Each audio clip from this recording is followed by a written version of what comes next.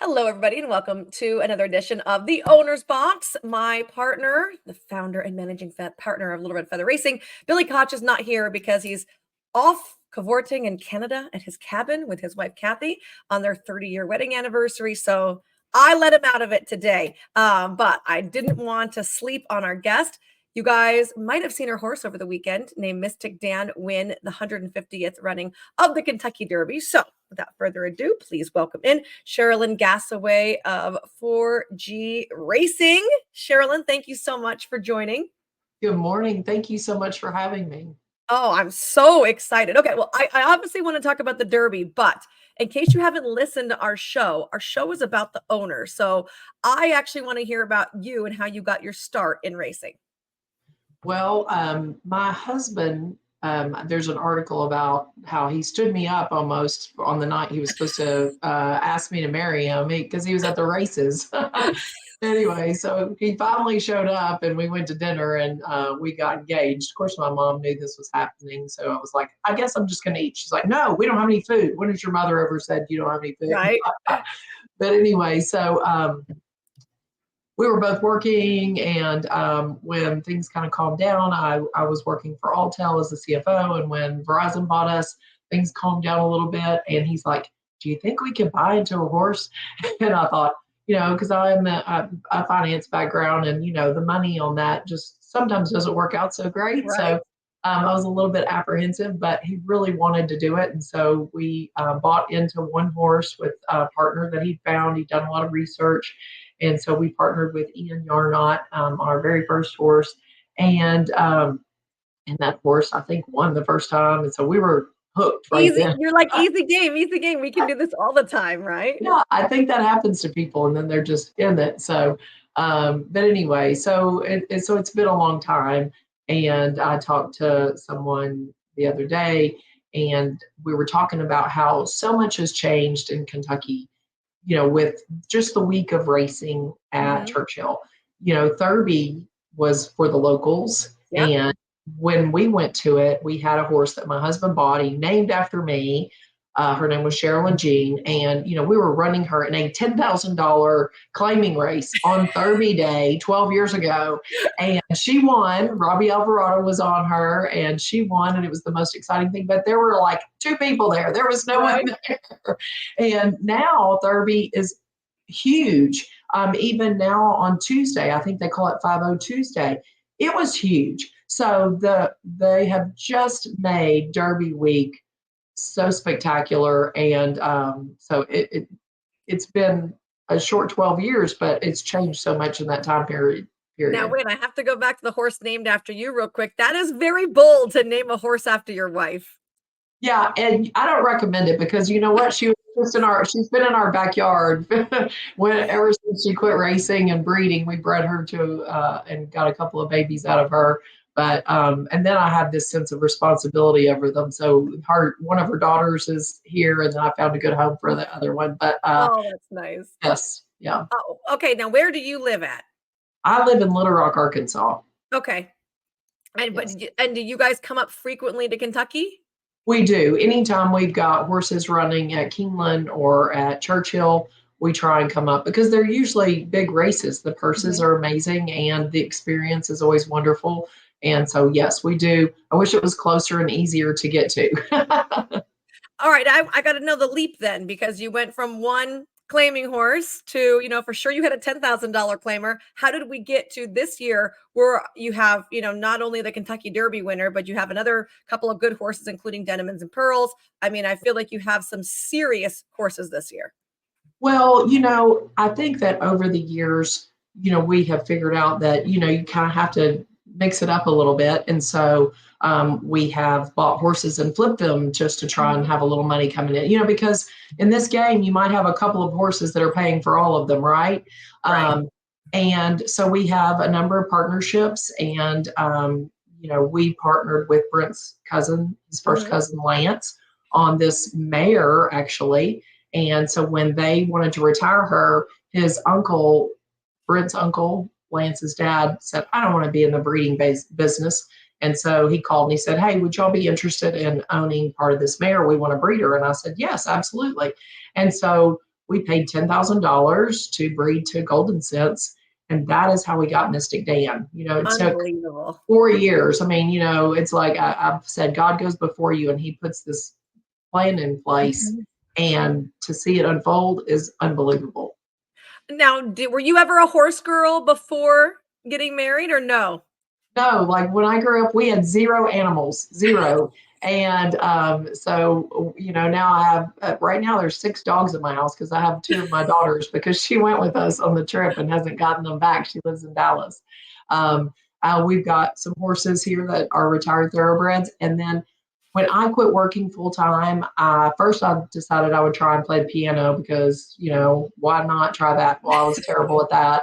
And so then when we retired Cheryl and Jean, I thought, well, okay, let me try and take some horse lessons. I didn't know Mhm. one thing about them. And, they're 1,200-pound animals. They are a little bit overwhelming. And I remember the first time I got on her, I just thought she's going to bolt and go crazy. I couldn't even get her to go. I was like, okay. I was really worried for nothing. And so I tried to take a few of the thoroughbreds and turn them into like a riding horse for me Mhm. while I was learning. That's really hard to do. Green and Um, green is hard.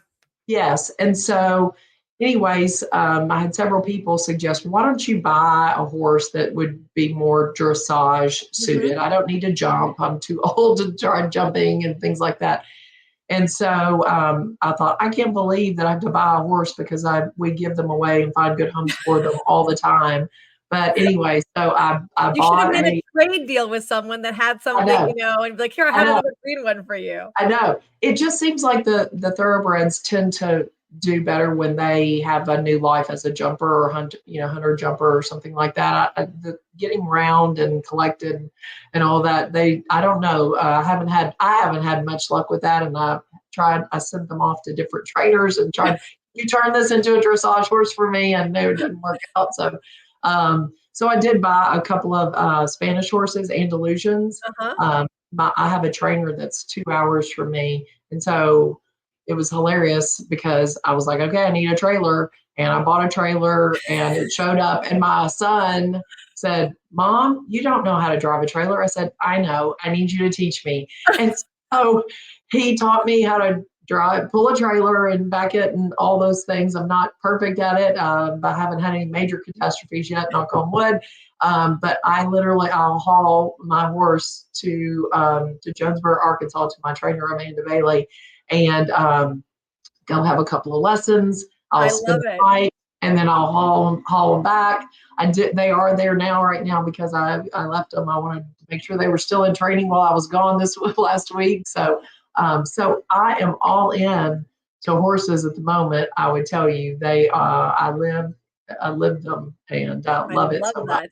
That Yeah. is some dedication right there. I appreciate it. Oh, I'll tell you, when I first got my very first trailer, I got a little 3-horse bumper pull, and the yeah. very first thing I did was I had to go get gas, Oh, and yes. I made the fatal mistake of pulling Uh, in very close to the gas island, yeah. and then I was stuck. Yes. Oh, I got very close and I thought, how am I going to get myself out of this situation? So I've really learned to be very careful about doing that. And I just have a 2 horse bumper pull because I've got the 2 dressage horses and that's really all I Yeah, ever take anywhere. But, we've gone to horse shows. One of my horses, my trainer, Amanda, actually rode him for me the first year. He's a baby, he's 4 years old, and he actually made it to nationals. And so we were there at nationals, and Mystik Dan was running the next day after we finished nationals. He finished third, amazingly, and so I had a flight booked after Mystik Dan's race because it was in Louisville, not in Lexington, and I got my AM and PM. Like I guess I didn't have my oh glasses no, on. Yeah, I did not get to be there. I was like, well, he's going to win for sure. And of course he did. It's when he broke his maiden and he won, I wasn't there. So it I'm kills surprised. what, Now you guys must not be superstitious, because if that happened and we were together, I'd be like, "You're not allowed, Sherilyn, to any other races now." believe me, I know. Sometimes I think that too. And yeah. So yes, I've said that many times, but it Um, is what it is. so how many horses do you guys have in total now?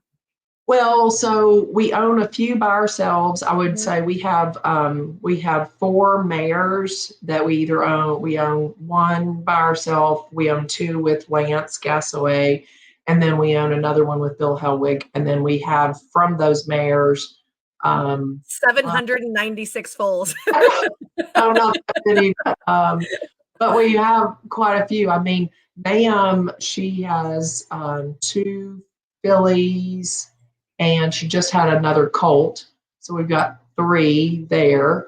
And then another horse that got claimed away from me, and I watched her for a year until I could find her. Yes, and I loved her so much. And as soon as she was back in training, I claimed her and retired her and brought her home. And I was riding her, and then someone called me and said, "Hey, I would love to buy your horse because her brother won a graded stakes race."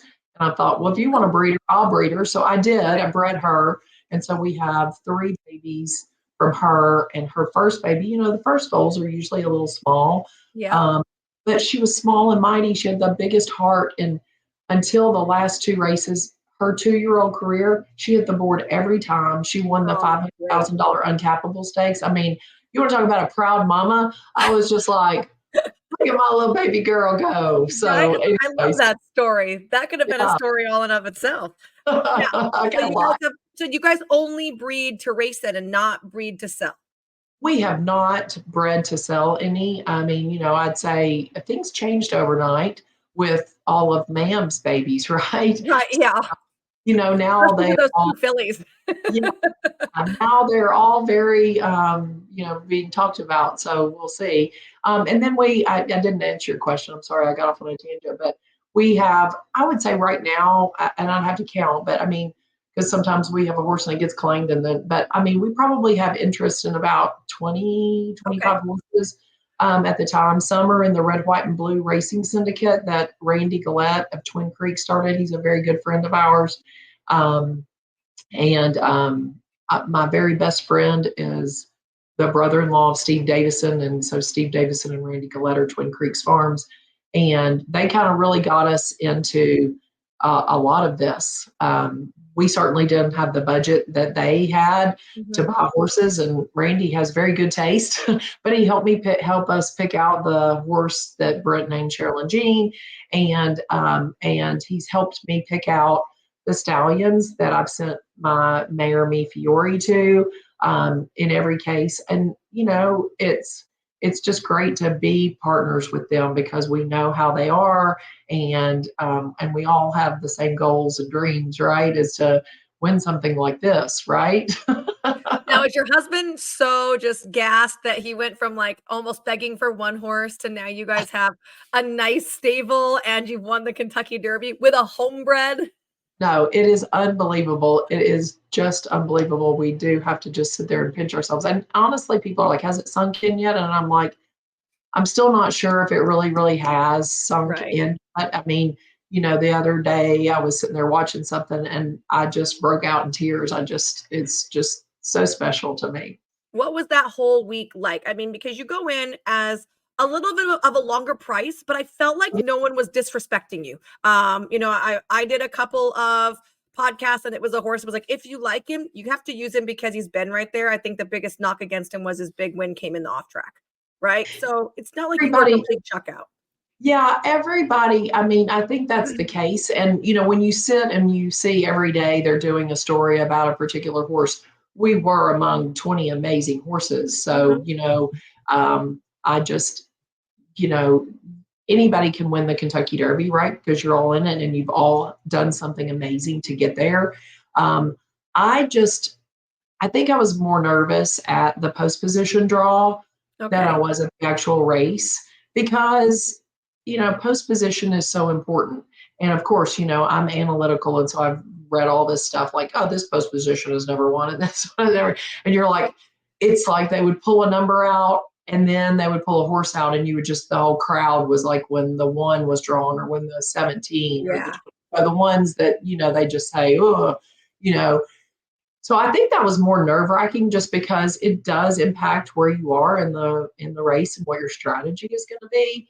And then going and seeing him every day, He has He this looks like he's got a very clever personality.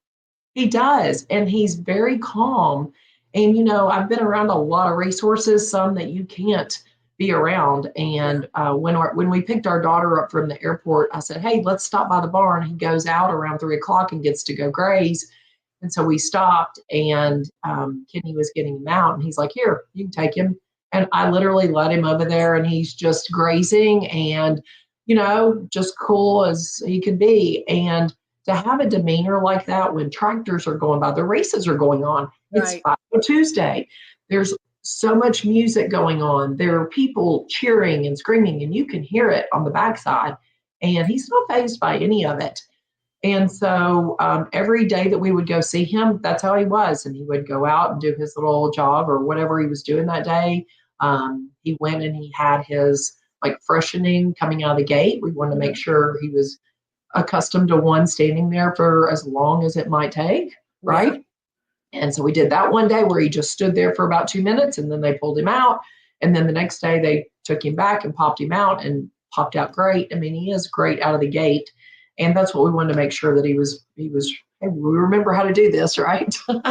and and then I think when we got ready for the walkover, seeing how calm he was on the walkover, there are 150 plus thousand people screaming and Mhm. yelling, and so many people around us. And honestly, it was like so much commotion. And we've done this one time before. One of our partners, Bill and Tammy Simon, had a horse, Barber Road, that was in the Oh, Derby.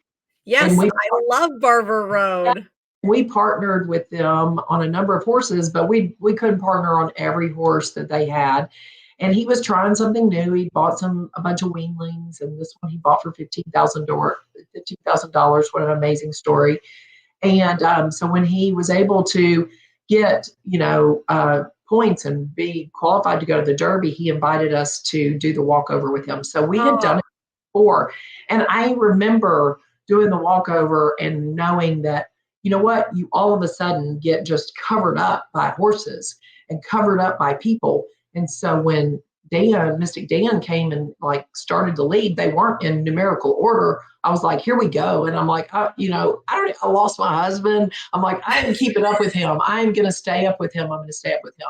And because what shoes did you wear for the walkover? I have to know. We're watching a little clip right now, by the way, of I him know. going Well, by. since I'm a horse girl, I wear these crazy dance code clogs, which my daughter said, Mom, those are the ugliest things. You don't need to wear those. But you know what? They're great for being around horses because they have a little bit of support on the toe in case you do get too close to them. And I can get some pretty good traction in sand with them. And so that's what I wore.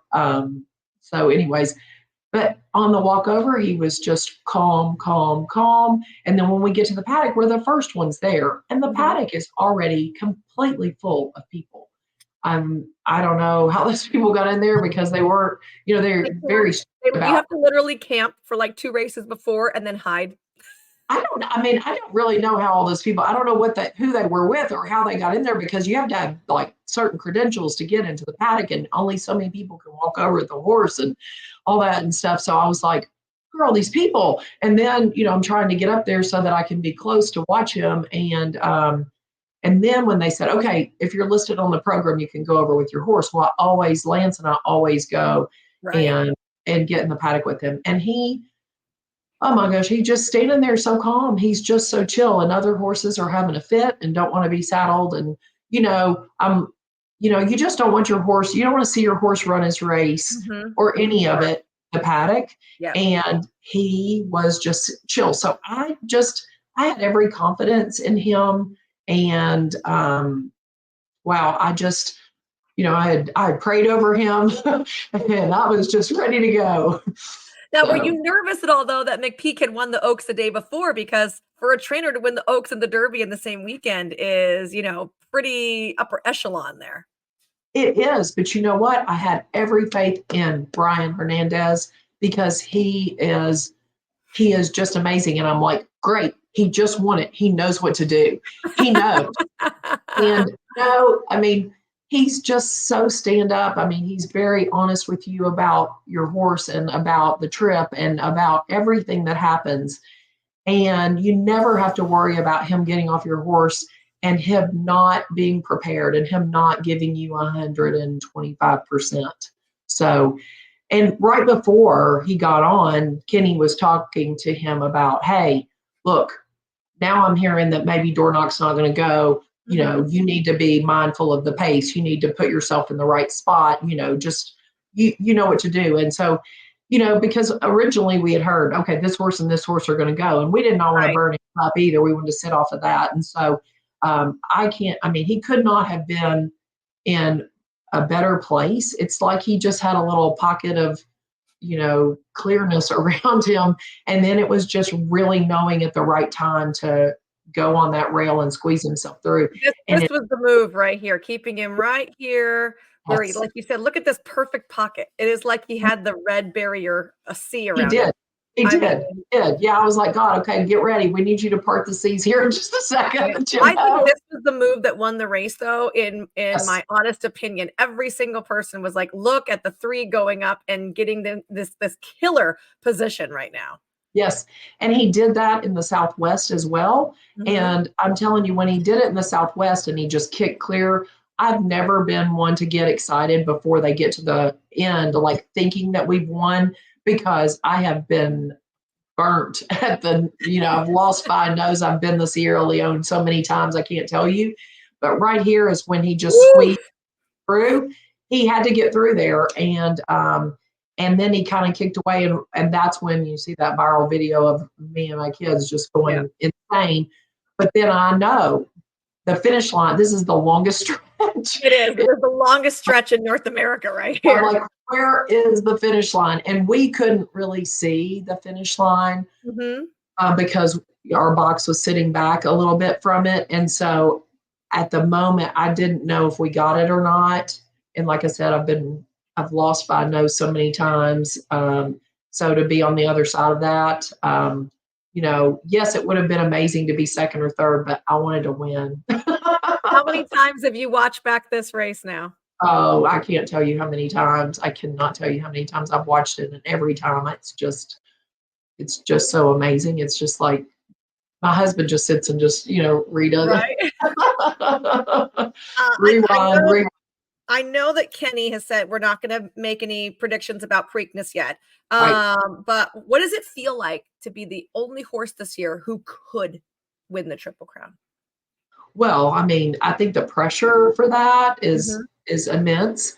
We want to do what's right for our horse. Uh-huh. And, you know, the race that I told you about earlier that I missed, that I wasn't able to go to at Churchill, I Mhm. don't remember because I don't have that form in front of me, but I think he got like a 95 buyer or something like that. And Right. then 2 weeks later, Kenny's like, I know y'all are going to think I'm crazy. And we were coming to Louisville that day anyways because Denim and Pearls was running, and it was Thanksgiving. And so we just last minute went, our kids are home, we can all go. And so we were like, Lance and Bobby Joe, do y'all want to go with us? And they said, sure. So we all get there and we just have these high expectations because he just ran so well.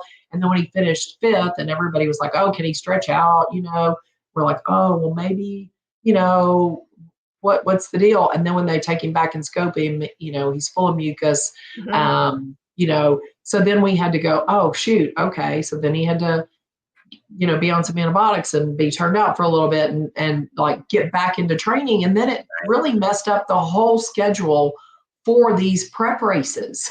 I mean, that's Yes. the thing, you know, it's like you miss one and then if your timing gets off, you're really not able to even think about going to the Derby. So getting to the Derby and having the points is just unbelievable. So that really, we really needed 2 more works when it was time for the Smarty Jones. And you Mhm. know what? Kenny had said, we're not going to run in the Smarty Jones. And then I get this ding on my phone and I look and we've entered for the Smarty Jones. And I'm like, what the heck? And so I call Lance and I'm like, what's going on? He's like, well, I just talked to Kenny. He's like, you know what? It'll be like having 2 works. Yeah, let So me have like 4 works. A race is worth 4 works. yeah, so he's like, we're just gonna do it. We know that he's not completely ready, but let's just run him. And he got tired right at the end. You Mhm. know, that not being quite fit got him. And so we were fifth, and everybody's like, yeah, okay, he was fifth. You know, we got 1 point. Well, that 1 point really helped and made a difference in us getting in the Derby, right? Right. Then then in Arkansas, I don't know how familiar you are with it, but when the bad weather comes in, the track Mhm. shuts down and there's no Yep. train. So Lance and I were like, you've got to get him out of here. And so he's like, I got him, and they got him to New Orleans to the fairgrounds and started training. And Brian was there, so that was even better. Um, Not that having Robbie Alvarado is terrible at Oaklawn. It was wonderful having him there, but we went ahead and sent him.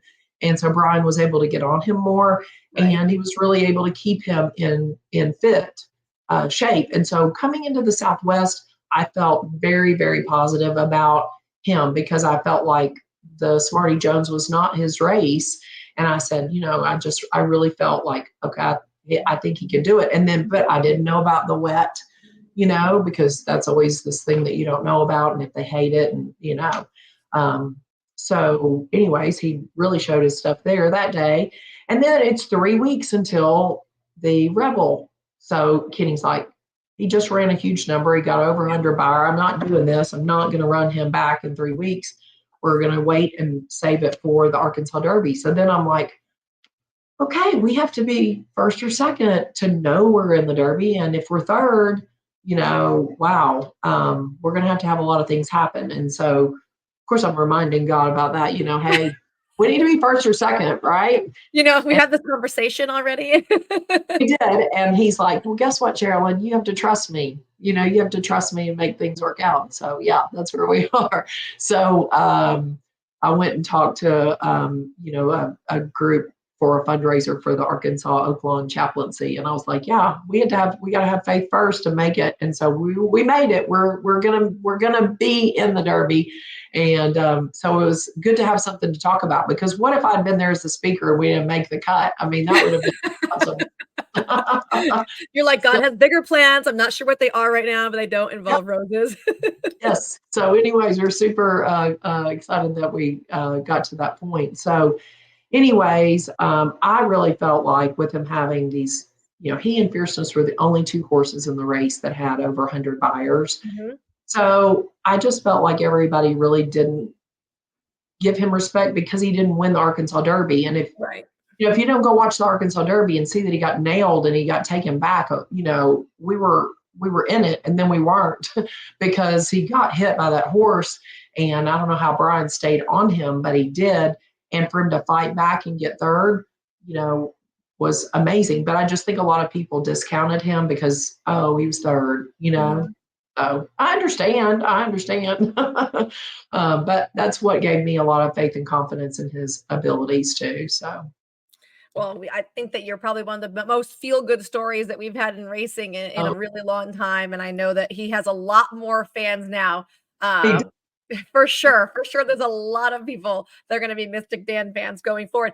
I have to ask about his name too, because, I I get asked all the time, "What is his name, like a Harry Potter thing?" And I'm like, I don't know no, what his name means." not.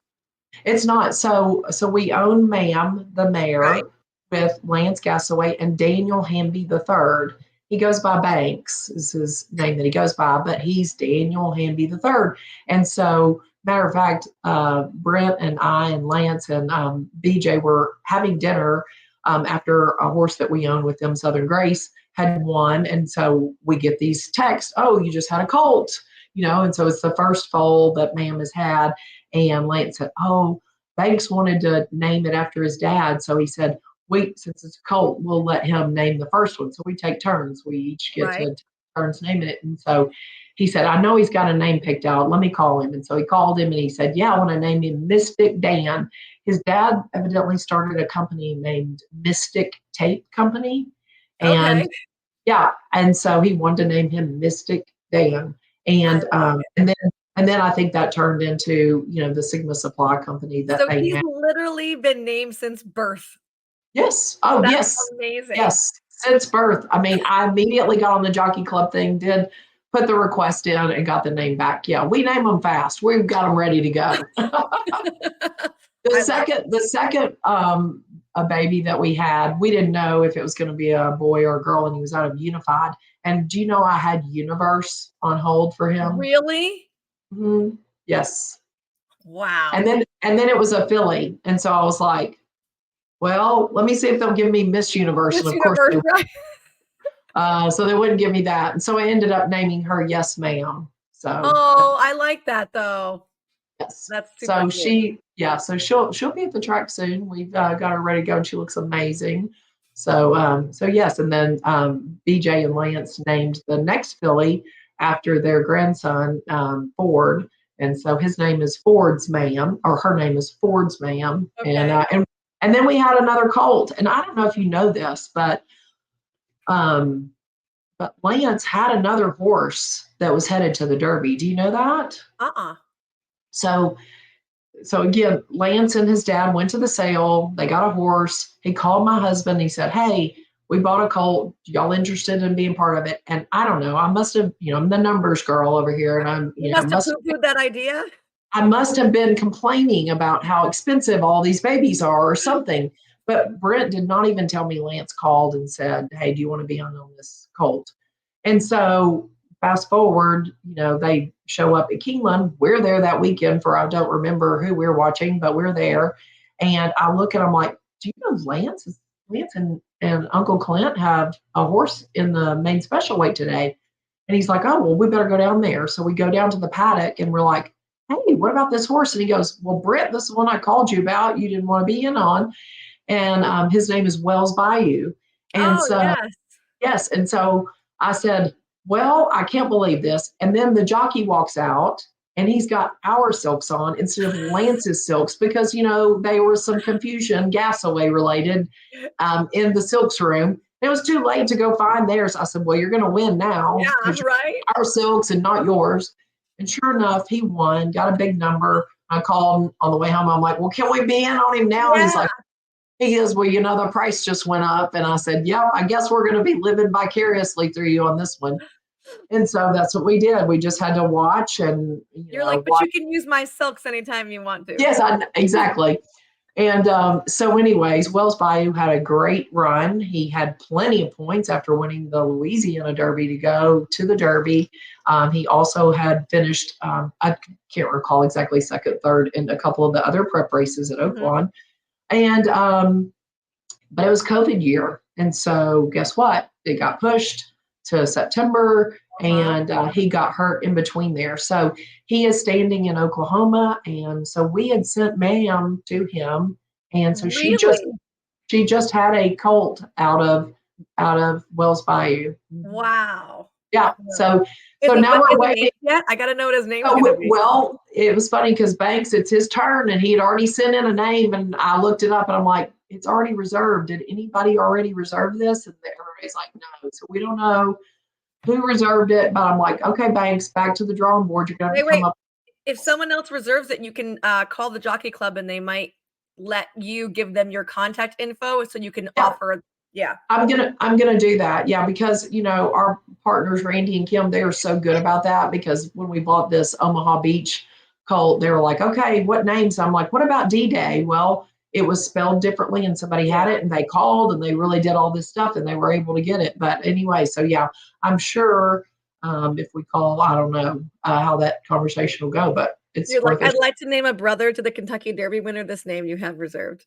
yes. And they'll be like, well, let's see, price just went up. That $100 reserve fee looked really good, Yes. right? Yes, I think it was a name after a place where they would always go, and so it was special to him from a family. Oh, well, then it might be Coolmore might own it. I feel like they own every single, destination in the world. Every state belongs to Coolmore, I feel like, I so know it's funny because in December when the names get released, Randy Galletto called. He's like, "Okay, they're about to get released. Everybody, you go through, T through Z, and you go." that's He awesome. spreads it out, and we all go run around looking for great names that have been Oh, I released. love it. The name party. Now, I do have a task for you for next time we Oh, speak. The photo behind you is gonna have to be changed to I a nice know. twin Yes. photo. Yes, it's definitely going to happen. This is, I still have to do lots of Zoom calls and things like that I'm on a couple of public company boards, and so this is my office, right? But yeah, I'm going to have to change it up or move my computer into our den where we have all of our win photos and Or, things. you could just have, like, a close-up picture of the rose blanket, so it's kinda like, if you know, you know, Yes, I right? like that. I like that. We're going to take that rose blanket and we're having them separated into fourths. So all the Oh, that's kind. piece of it and have it preserved. So yeah, super I love excited. it. Well, I promised you a lot shorter time, but you were just Oh, such an absolute treat for me, and I really appreciate all the stories you got to tell. So we will hopefully be seeing you in Baltimore, but if not, we'll see you in the we'll see. next race down the road. We will see. We'll see. I think he goes to the track Wednesday. We'll see Mhm. how that goes. I did hear that he ate really well last night, so we'll see. Well, he looked like he was in very fine energy when we got to see the morning after video, so that was always great. It is. So thank you, Sharilyn Gasaway, part of 4G Racing, who of course won the Kentucky Derby this last weekend with Mystik Dan, and we'll be right. All right. We are back. And look who's here. Michelle, great From your job. cabin in Canada. It What? is. Look It at is. that place. Isn't it cool? Can I get a tour? You can. It's kind of a disaster because we just got here last night. Trying to think, like, this is just kind of where you walk in. It's so cute. Yeah, that, and then upstairs, that's our room. And then if you go this way, that's the lake is out there. Oh my gosh. Do you Yeah. fish or what do you do on the lake?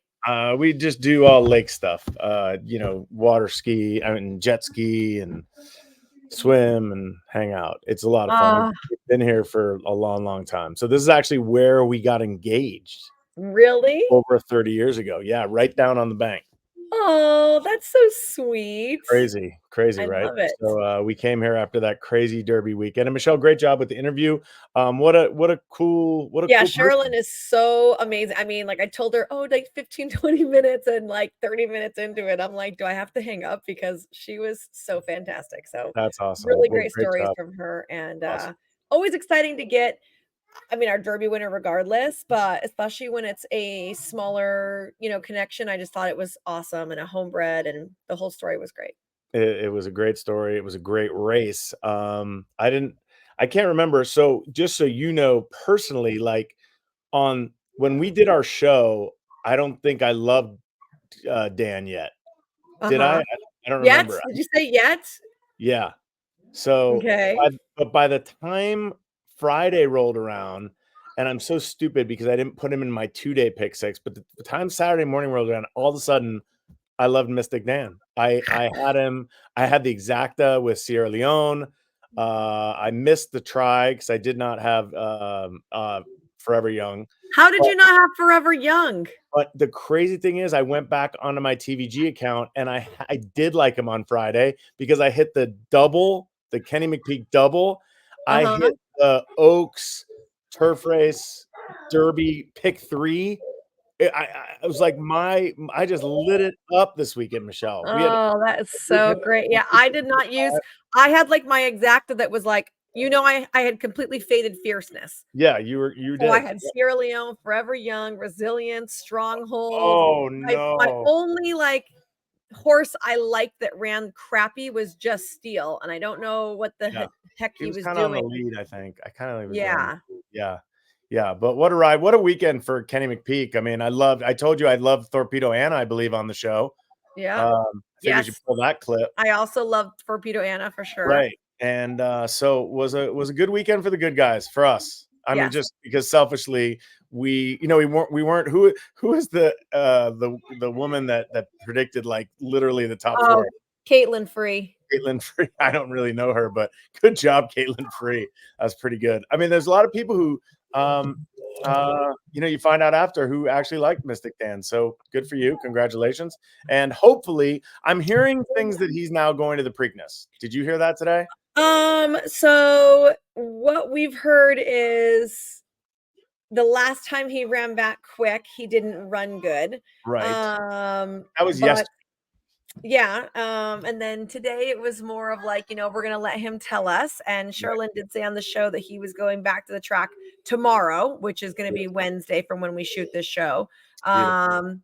And obviously we can't say, hey, pressure's on, because everyone wants to do right by their is the horse. pressure on? Because is Mystik Dan, in your opinion? Let's put you in Cherylyn's shoes. You have this really nice horse that just won the Kentucky Derby. You have probably stallion deals coming. I don't. do you have to run in the Preakness? I mean, what's the pressure? I will say this. Do you necessarily think he's a Belmont horse? I mean, even at the 1.25 miles that it is this year, right? It's at Saratoga. Yeah. Is he? He just won at 1.25 miles. Yeah, that's true. But he got a really great trip. Yeah. Do you run the risk of like skipping the Preakness? And if you do think he's a 10 furlong Belmont horse, do you run the risk of skipping the Preakness? And then what happens if you win the Belmont and the Derby and you're like, crap, I could have won the Triple Crown? I don't know. I think it'd be hard. I think they're doing the right thing. They don't have to make a decision right now. Let's let the horse talk to you and see how he's doing, because for whatever reason, Michelle, and you know this, and you can look through the annals of time, Derby winners do run well in the Preakness. Like they come back and run well. Now they don't always win, but they generally come back and run pretty well. So I have to say my I did the Preakness futures. Did you? I did not. Sorry. Okay, so I think the only horse, by the way, that is confirmed is Just Steel coming back in the Preakness. And in the Preakness futures, I put $20 on Just Steel because I said this is the only horse I could see that if he ran like crap, Lucas would maybe bring him back. Amazing. That's amazing. That's so smart of you. That's really great. Any other races that we want to discuss? Of course there is. Okay, I just want to make sure, because I just wanted to. I know you're not feeling well, and I appreciate you doing this, and I'm sure our fans appreciate you with the interview that you just did. So I'm trying to keep it quick. So where do you want to? Well, we obviously I have to talk about GFP because that was pretty fun. I told call him GFP on air. Yeah, so this is our conversation. I'm like, Billy, you're trying to give me Rexford as a birthday gift. And he's like, he's not fit. I'm like, oh, good, perfect time. I'm going to claim him too then. And he's like, oh, he's just not fit. So I poo-poo Rexford and like put him in third and he wins.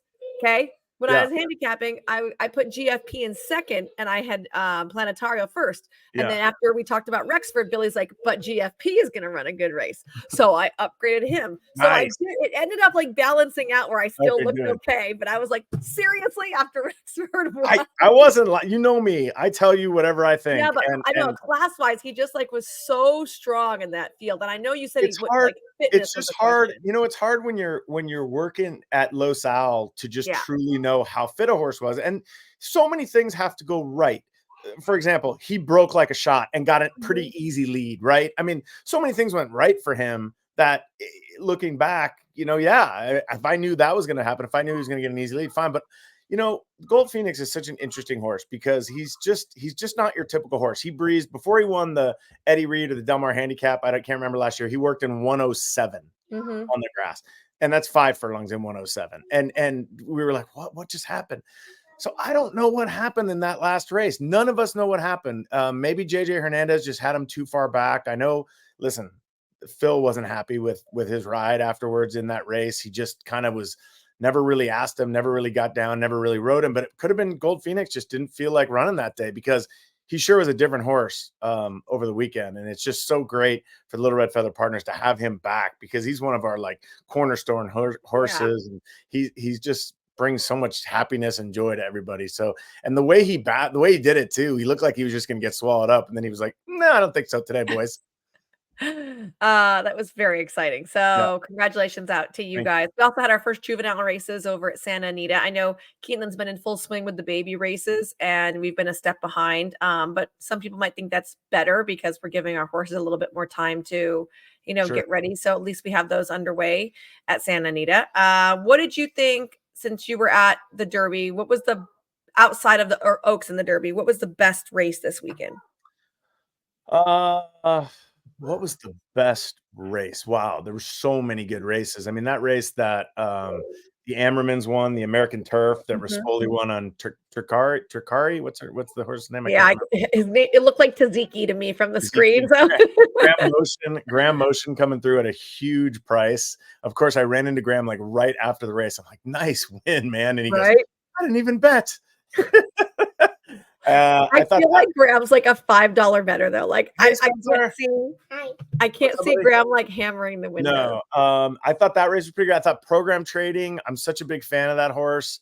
After he won the Hollywood Derby last year and coming back, this was his first was a gutty race too. As a 4-year-old to beat Naval Power. I thought that was an awesome race. Trying to think who was. How about that allowance winner? Mind frame. Mind frame. Woof. I mean, he looked like one of the best horses we saw on the whole card that day. And Fletcher said that there no Preakness for him, possibly the Belmont, maybe Peter Pan Belmont. I thought he was super impressive. I was really Friday. We just had a great day. We just couldn't lose. I don't know what was happening. I've never seen. I thought Cherie DeVaux's Vava. I don't know if that was Friday or Saturday, winning the Grade 1. I think that's the Derby City. She was awesome. So many, it was. We sat in the SI Club. So, and it was phenomenal. I mean, Churchill did a great job. This place is great. It's, it's air conditioned. It's right behind the paddock. You can see everything that's going on in the paddock. They had stations for us to go to watch the race, either down the below. track. But yeah, like how far are you from the track? You'd have to, it's, a 2-second walk. You just walk up some stairs, and there's little spaces with TVs. It was really great. Now, for someone like myself, and I don't know how you are, I'm at the point in my life that I don't need 100,000 people all over me watching a horse race. But for someone who wants that experience, you could do that. I mean, you go to the boxes or you get a seat somewhere, and the vibe was amazing. It was really, it's for me, I could be in front of a TV screen with 6 of my friends and having the time of my life. So I'm a little different. I'm completely jaded at this point, but it was a great vibe. The whole time there. And I liked the paddock. I've heard conflicting issues. I thought it was really cool. I thought, we ran Elm Drive there on Friday, and it was great to be there and in that race, and got beat a length and a quarter and ran 5th. It was like, oh my God, what's happening? Right. But great vibe at Churchill. And I had a long talk with a couple people, Michelle. I had a long talk with Mike Rapoli, actually. Apparently I was on TV with Mike, because he just walked by me and said hello, and we started talking. He's like, hey, I meant what I said. I really want to help California racing. And I was like, let's do it. And he's like, I need you to call me this week. So hopefully I'll be talking to him this week about some ideas and what we can do. He was very serious. He was, I said, I know that's not you tweeting. He goes, okay, it's not me tweeting, but I don't even believe you. But I am dictating what is to be said. So take that with that. That's what he said to me. He goes, I am dictating it. And yeah, but I said, there's no way you're sitting there typing that stuff up. And he goes, just telling Danielle, and Danielle's saying, telling somebody. Yes. I don't know if it's Danielle or whoever he's telling. So anyway, a lot of fun, just a great weekend, and just good for horse racing. No, knock on wood, there were no injuries, no significant injuries. Thought the racing was great, even in the slop on Friday. And just overall great weekend, and very much looking forward to Preakness, because it's that. I hope you're feeling better for that, because that's our time. That's our day. So I'm the only person that can get a stomach flu though, and not drop 10 pounds. I haven't eaten in 3 days, but yeah.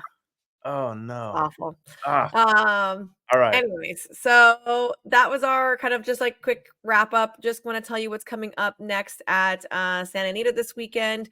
First of all, we will have a Pick 6 carryover on May 10th, $104,000. So obviously that's always a big positive. And I think it's going to be kind of a mellow week, just as we're gearing up towards, next week. It is Mother's Day. We're going to have a big Mother's Day buffet, front runner buffet, and we're going to have Mother's Day in the chandelier room. We're going to have the next week is the Cajun shrimp boil as well. That's awesome.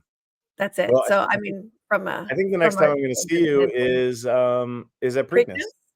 Yeah. Let me see, look at this crazy calendar. I'm finally coming home. Sheesh. I feel like I've been gone a really long time.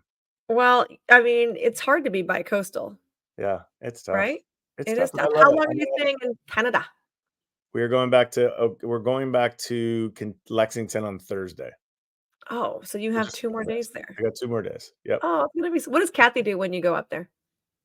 Runs a lot of errands and works on the cottage. That's all she does at every house. She's just in a constant always working. Yeah. And right now she's out running errands so that I could do this. And then I have a karma board meeting in about an hour. So I got a busy day. Oh, good. Exciting. Well, you got to figure out what to do with those Datori boots in your karma board meeting. Yes, we will. You know what? I'll bring it up and I'll ask them today. That's a great reminder. And thank you for doing the interview today. We appreciate everybody who listens to the show and watches this show on however they're watching. Every network that you watch it on. We have no idea what this is happening, but Michelle, I miss you and I hope you feel better. Thanks, Billy. Appreciate it. All right. Bye, everybody.